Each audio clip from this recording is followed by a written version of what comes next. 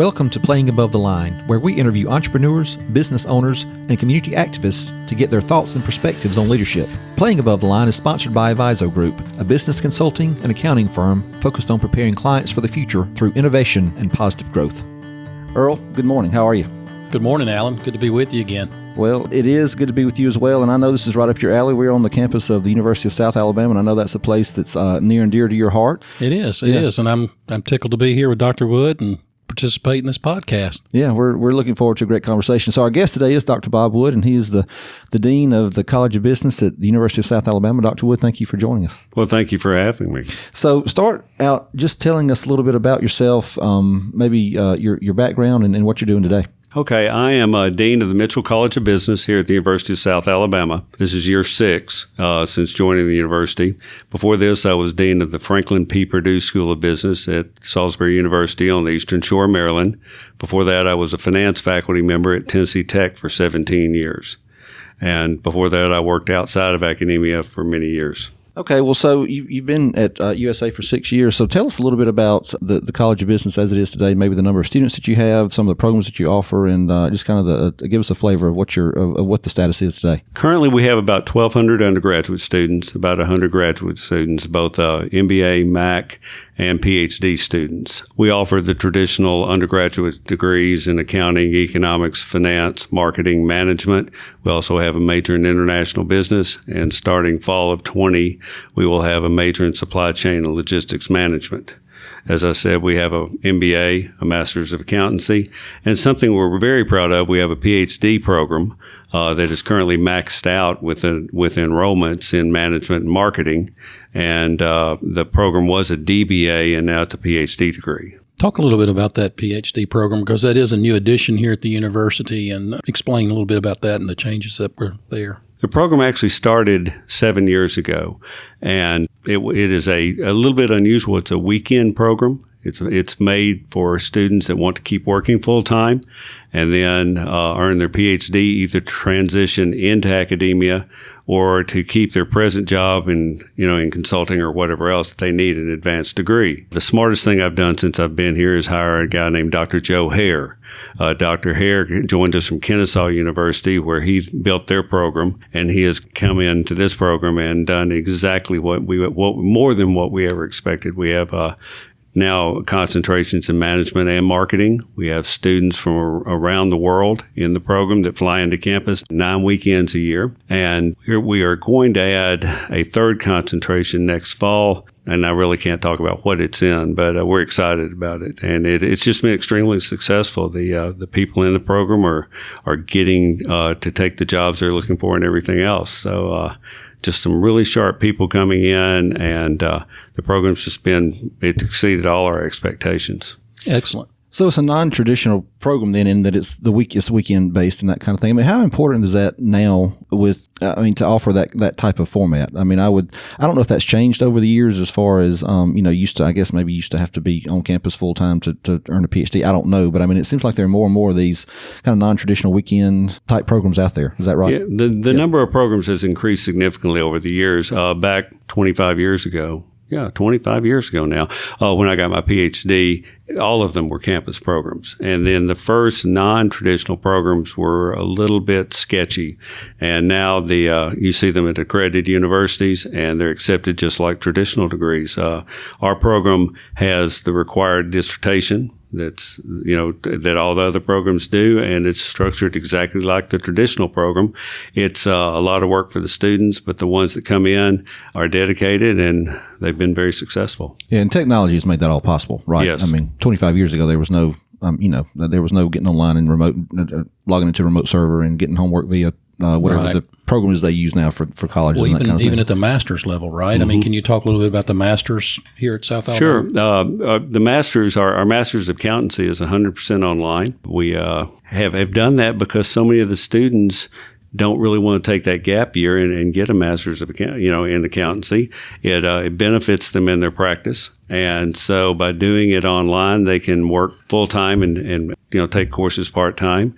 Our MBA, we've made some changes in that it is now 7.5 week courses. And it's a night program, again, to benefit the people that want to do the MBA part-time while working. Mm-hmm. And our full-time students take, double load and get out in a year. I think that's awesome. That's great to hear. So these are some of the changes that have been going on at the Mitchell College of Business, and that's awesome. This program is primarily about leadership and entrepreneurship. How do you see the Mitchell College of Business with more of a focus in that direction, or does it have a focus in that direction? I think it does. One of the things that we put in a program for our undergrads is something called our Professional Readiness Engagement Program, which is a soft skills program that they take over 3 years, and then they're required to complete an internship for credit as part of graduation. The internship program is something that I've been a huge believer in for a number of years, where the students look at it as, I'm going to get great experience out there working for 8 or 10 weeks, mm-hmm. and especially with some of our firms making quite good money. In fact, some of them I would apply for because they're paid enough. But at the same time, the employers are getting 10-week job interviews. And one of our largest employers as far as internships is Austell. And they've now, I think the number is 43 or 44 interns, and they've hired 28 or 29 of them. So, Very good. And that's really what it's about, is getting the students the opportunity to find jobs. South Alabama is a little bit different in that the students don't want to leave. Many universities, the students want to go to the big cities and work. And here, they won't even go to Birmingham for the most part. And it's great for the employers here because they get their pick of the students. But it's just must be something in the water. Or it may be the water. It may be so close to the water. Exactly. Yeah, I mean, I would think a young, single college graduate living at the beach would probably be a pretty good draw, right? Oh, yeah, I should think. So our managing partner, Dennis Sharon, is actually and forgive me, I'm going to butcher this, but there's an entrepreneurship council or something, right? Mm-hmm. Talk a little bit about that and what that is, and kind of what the goal of that particular thing is. The Melton Center for Entrepreneurship and Innovation. That's right. He is on their advisory council, and it's one of the things we've done is we put advisory councils together for all of our programs. And so they do 2 competitions a year for the students. They're open to anybody across campus.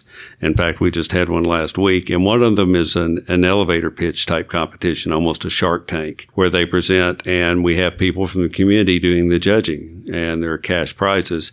And then in the spring, we do a traditional business plan competition. And we get a lot of the students from the first competition going and do the second competition. And so it gives them the opportunity to sell their ideas.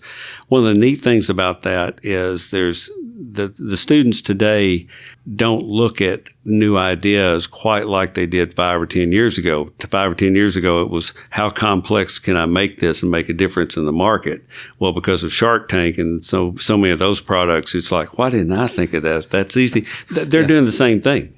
So it gives them the experience of presenting. Up until this year, we did the competition down on the duck boat. We moved it to campus this year for a number of reasons, but it's just a great opportunity. Something else that you may not even know about, Earl, is we have been approved by the university to start JAG Realty. It's going to be for real estate students. They'll get their real estate degree in their sophomore year, and then for the next 2 years, they will work in the real estate industry with licensed professionals and be able to split the commissions and everything else. So also I haven't heard about that. More experiential learning, and that's really what one of the major emphases we've had since I joined the school is giving the students more experience because that way they're better prepared when they come out. That's awesome. I hadn't heard about that. Yeah, anything with that gives real world experience and the opportunity to, pitch your ideas in front of others. I think that's great for students and great for us, as a matter of fact. So. Yeah, I would think that employers would see great benefit in that. You get an accounting student graduating and start looking for a job, and they say, well, I did an internship in tax, and then I did a second internship in audit, or I did in corporate accounting. They've already got that experience to bring to the table. Mm-hmm. So when you look at your students who kind of have a bent toward that entrepreneurial spirit and kind of want to take that route, is there a commonality among their personality or maybe their just kind of the way that they are that you can kind of point out that I mean, is it kind of one of those things where, okay, I think I might want to try to be an entrepreneur, so I'm going to enter this program and see what happens. I mean, how does that work? I'm one of those people, I don't think you can teach somebody to be an entrepreneur. Okay, You're born with it. Yeah, okay. But you can't really say, well, looking at somebody, you can't describe it, but you know what it is when you see it. Right, it's the same thing with these students, by the way they approach things and the way they do things. They just look at the world differently. And when we designed our program, we took all the prerequisite courses out. So if we've got an engineering student that wants to take entrepreneurship courses, they can. And so these competitions are not only business majors. We'll have engineers, we'll have allied health majors. And so, it'd be great to say, well, to be an entrepreneur, you've got to be a business major, but that's not always the case. True. So true. So when you think about the university, the College of Business in particular, and the changes that you're trying to make, obviously some of that's a result of your past and your experience. You mentioned to us before that you had career before academia. I just want you to talk about that a little bit and how that may have shaped your thought process and how you approach the MCOB. Yeah, back when I got out of college, I was one of those students that had majored in biology and had no idea what to do. I actually worked for Big Pharma for about 4 years, 2 different companies. From there, I went to Dean Witter and worked in investments for 3 years. And from there, went home and ran the family business in Northeast Arkansas. We were in the cotton business with fertilizers and gins and things like that. Worked for 6 months through a harvest season, and my father sold the family business, which is how I got into doing an MBA and then getting a business degree and changing my life totally. It's one of those situations that, he told me on Christmas Eve, I sold the business yesterday, and I thought, well, the world is over as I know it. It was the best thing that ever happened to me. So as you look back on that experience, can you point to, whether it's in that business career or in your youth, mentors that you look to as that helped to shape you and make you who you are? I've really been lucky with having mentors there. The first one that really made a difference in my life was back in high school, and it was my high school choir director. He had polio as a young man and had the crutches when he walked. One of the most brilliant people I've ever been around. And just watching how he worked with people and his attitude toward life really made a difference. Awesome. When I was at Tennessee Tech as a faculty member, I was lucky enough to have a dean that to this day is a mentor and accomplished things in maybe non-traditional ways. Every April Fool's Day, he had a April Fool's joke he sent to the faculty that were close enough to the truth that it really upset some faculty. I've carried on that tradition here at South. I've actually had my former accounting chair call the faculty senate because of a parking plan that was going in they weren't consulted about. Of course, I made it up as I went along. Also, the best one was I said that we are going to change our teaching schedule from Monday, Wednesday, Friday, or Tuesday, Thursday classes to Monday, Thursday, Tuesday, Friday classes and have Wednesday for meetings. And one of the faculty actually spent the weekend redoing her Monday, Wednesday, Friday schedule to 2 days a week. She didn't speak to me for 2 years. Trust but verify. Exactly. Trust but verify. Well, and don't take yourself too seriously either. Yeah. Exactly.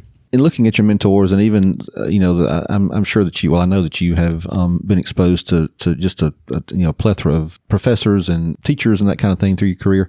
The overarching theme of this podcast is leadership, and so when you kind of look at them, is anything stand out? Is there a common theme that kind of stands out as far as their leadership style, or what made them effective as either communicators or leaders, or mentors of you, or if you've seen other people being mentored by other people? I think one thing that they all share is they're good communicators. And they're able to take a vision and communicate with the other people. I was fortunate when I came to South that the faculty were ready to move in a different direction and to embrace some new things. I was also fortunate the faculty here at South are the best faculty I've ever been associated with across the board. They are the most committed faculty members you could imagine. They really care about the students, and they also want to move the college in the next step forward. I'm also a big fan of Ronald Reagan. President Reagan, in my mind, was not the smartest president we've ever had, but he did hire some very smart people around him. And in academia, I'm fortunate that I have a lot of very, very smart people that I'm able to work with. And so they've made me successful. I get a lot of the credit, but they do a lot of the work and have made it happen. It's great to recognize that. So one of the things wanted to ask you about was college students today. I mean, young people today are kind of getting a really bad rap in a lot of different ways. But with your career in academia, you've seen a lot of the changes. I mean, tell us about the students today. What are they like? What's your perspective on that? They're different animals. One thing I'm glad is that I don't have to hire a bunch of them, because what motivated me in my generation is totally different than what motivates these students. Yeah. And as far as intelligence, they're about as bright as, in fact, they're brighter than any students we've ever dealt with. Technology-wise, they're brilliant, but at the same time, that's a curse. Because I've actually had students ask me, can they text an interview? And because they aren't comfortable talking to people. And that was with KPMG. And I went, no, you can't do that. But I won't use the word naive. Well, I will use the word naive. They don't know how the real world works. Mm-hmm. And that's one thing about the internship program, which is so good, because they get to see how things are. And that, if they're supposed to be there from 8 to 5, they better be there from 8 to 5. Right. Well, how is social media then? Obviously, I mean, the prevalence of social media is just absolutely it's everywhere. I mean, how has that affected, do you think, the interpersonal type skills and that kind of thing that you're having to kind of deal with, or the lack thereof? And it's lack thereof. Yeah. Our professional development program was designed to give them some of those skills. They also, another thing, I use the word naive, they don't realize that social media is there. And so, they'll post things that, and they're still children. I mean, they're 18 to 20 years old, and they don't think as mature as people that are 35 and 40. So there'll be a picture of one of them doing a keg stand on his personal, social media page. And if you're an employer, is that the kind of message you want sent? And so it's just telling them, trying to get them to realize that, hey, everything you do does matter. I'm going to take some of the personal rap for that. I've got a 19-year-old at Auburn, and I think we as parents, my generation anyway, I think when we were trying to kind of make things as easy for them, I guess, quote, easy for them as possible, we kind of created some little monsters, because he asked me the other day how insurance works. I'm like, how do you not know how insurance works? But I mean, I'm thinking, well, he's never had to. Well, yeah, they've just not been exposed to it. Yeah, he's never been exposed to it. That's a lot of it here with the students today. I mean, they have this incredible opportunity and potential before them, but they haven't been exposed to maybe some of these things. And that's where we as employers and the university, the College of Business, can help to mold them. Yeah, for their benefit and ours. Yeah, because I mean, we're the ones that are having to hire them, and recreated them. So anyway.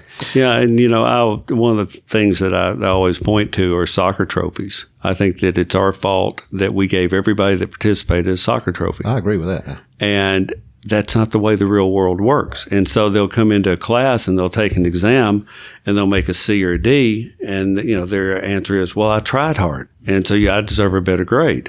And you have to explain to them, that's not the way it works in the real world. Yeah. So what's the favorite part of what you do? I know your day, probably no day looks the same, but when you kind of look at your overall, what you do on a weekly, monthly, yearly basis, what really gets you fired up? I think that being in academia, my wife still to this day says, well, you don't work very hard. And I'm going, how many days have you spent with me? But anyway, I think that the two things is I get to spend time every day with faculty that are committed to what they do and that are here because they want to. The business faculty are a little bit different animals that almost all of them could get jobs out in corporate America. And they're here because they want to be. And to have that kind of attitude around you the whole time. The other thing is the students. I'm lucky I get to deal with the Mitchell Scholars on an up-close and personal basis, and these students are the best and brightest. Talk about that a little bit. Our listeners may not be aware of what the Mitchell Scholars. The Mitchell Scholarship Program is a program set up by Abe Mitchell, or the namesake for the college, that has a very high ACT and GPA requirement, and it's $12,500 a year for up to 4 years renewable if they keep their grades up. And so we get very good students in this program. It's just been a joy to work with these students. This year, for the first time, we have 10 students, which is what we usually take in a freshman class, but they're all female. And how about that? It's great. It's great. And we've got 3 or 4 accounting majors, 3 or 4 marketing majors in this program, and they're articulate, they're bright, of course, and great communication skills, and they're just they're a joy to be around. And the students are just as hungry as the faculty are. The faculty are here to engage the students, and the students embrace it. So those Mitchell Scholars, what function do they serve for the College of Business? Is there some? Are they like ambassadors, or we have a separate group called the ambassadors, which are recruited on a leadership basis. Now, awesome. There's a lot of overlap between the two groups, as you can imagine. Occasionally, we'll get scholars that are very quiet and would not make good ambassadors. On the other hand, we get ambassadors that might not qualify for that scholarship, but at the same time are great leaders. I see. So the ambassador program is really where a lot of those leadership characteristics are coming out. Exactly. Gotcha. I want to circle back to something you said and just ask a question. You mentioned that, your faculty could get jobs anywhere in corporate America. Do they primarily come from a corporate background and then get in where they got into education, or are they strictly academia or based, or is there a mixture of both? There's a mixture, but the vast majority, around 80%, have worked in the real world. Okay, that was my question. So I would think that, because I think a lot of times my grandfather used to use the word, and no offense, educated beyond your intelligence. And I sometimes think that, someone who's never worked in an accounting firm or worked in a manufacturing enterprise or whatever, I mean, they can teach the theory in the book, but there's really a practical application that sometimes gets missed, I think, when you don't have that experience, right? Mm-hmm. I mean, yeah, is that no doubt. So that I think that's good. We think it's great, and the students can tell the difference because the faculty can bring their stories to the classroom, and we bring speakers to campus regularly. This is National Business Women's Week, and we've got between 30 and 40 women in the classrooms, not to teach intermediate accounting, but to say, hey, this is what you need to know. We hosted Olivia Host, who is an alum that lives in Jackson, that's a partner with BKD, a large accounting firm. And she talked about what she's learned along the way since getting that accounting degree. And the students love to hear those stories. Plus, they're able to say, okay, I've got the education from the classroom, but now I know this, and this on top of that. Yeah. Mm-hmm. Now that you say that, we have two of our ladies on campus today. Leanne May and Kirsten Robinson are here speaking to classes today all day. So I'm sure that's part of that is that program. Yeah, and Tiffany Dudley was here yesterday as well, or Monday. Right. Yeah, mm-hmm. And we do it every fall. That's very cool. So the university recently celebrated 50 years anniversary, but the Mitchell College of Business has also been here 50 years and has a long history. As you look to the future, how do you see the MCOB making a difference in Mobile, in South Alabama, and along the Gulf Coast and beyond? Well, I think in several ways. First of all, I think that the PhD program, as it continues to grow, will provide educators all around the world as we go forward. I think that program will bring more notoriety to the state and to, of course, the university. At the same time, I think the students coming out will make a major difference. The students here can compete anywhere. And that's been one of the things that they haven't realized, although we're pushing them to realize that now. We've made some placements with some large firms in New York, et cetera. And so they look, hey, I can do that. And it's just getting the people from the community involved with the students and saying, hey, we're here for you. Yeah, no, that's very important. So are you a big reader? I mean, I would think you would have to be. I read a lot. Yeah, I would think you would. And most of the time, I usually have 2 or 3 books going at the same time, and I've got my list of fiction writers that I read every time, usually suspense books, and it allows me to read things that have nothing to do with what I do in the real world. I read a book called The Last Plane in the Sky recently, which is about the 9/11 tragedy, and it's based on all these interviews and observations that people were there. Okay. And the title comes from interviewing somebody that was in the space station when it occurred. And you can see the contrails from the space station, which I never knew. And several hours after the event, all the planes had been grounded except for Air Force One. And he could see that contrail for Air Force One flying from Florida to Nebraska. Wow. And I mean, parts of the book, I just had to put it down. It was so emotionally charged. I bet. But I read a lot. What else would you recommend to our listeners? If you want to escape, the Michael Conleys, the Harlan Cobens, the Lee Child, all these books, I've read them for years. Robert Ludlum was one of my favorite authors till he passed away. But I just want something that I can read, but with without really just getting too far into the weeds. So. Yeah, that makes sense. We hadn't asked this question in a while, but I'm going to pull it back out. So if we opened up Spotify or iTunes, or if we went to the presets on your Sirius XM or radio, what do we find there as far as music goes? Schizophrenic maybe might be a word. Eclectic is a nicer way of putting it. Yeah, I have a traditional iPod that, it's got thousands of songs, and it's got everything from classical tenors singing to my favorite artist is Jimmy Buffett, and has been for too long. But it's everything. I'd like to say I have a certain kind of music, but I'll listen to everything. Everything from classical jazz to hard rock, you name it. No, absolutely nothing wrong with that. Your Dr. Wood, your passion for USA is obvious. I mean, specifically for the Mitchell College of Business. So as we wrap up, if at the end of your tenure, whenever that is, a student that's crossed your path comes back and says, "This is the one thing that Dr. Wood meant to me or meant to the College of Business." I mean, what do you want your legacy to be as you leave at some point down the road? I tell people that on a regular basis, and I hear my faculty say the same thing. The reason we're here is because we believe we're making a difference. And that's really what I want to hear, is that, hey, you changed. It's funny, I've got a mentee, as I call him, from Tennessee Tech. He was in my first finance class there. In fact, I got a text from him yesterday, and I'm trying to recruit him for a PhD program. He was an accounting undergrad, did accounting. He's done a number of things, and he would be perfect for that PhD program. But he's told me, that you've helped me make these decisions to move from accounting to corporate accounting to working for drug companies. I mean, he's done it all. But yeah, I think I want people to say, "Hey, you made a difference." So what's the pitch? So if there's a student that you're trying to recruit, for lack of a better word, to South Alabama, to the Mitchell College of Business, what do you tell them? In fact, we had USA Day last weekend, so I tell the same story every time. If you're getting a business degree, the first thing you've got to do is visit the campus, because it doesn't matter if you've had 8 generations go to Auburn. It might not be the right fit for you. So you got to go to the campuses. You've got to go to an accredited business school, and there's only about 800 of those in the U.S.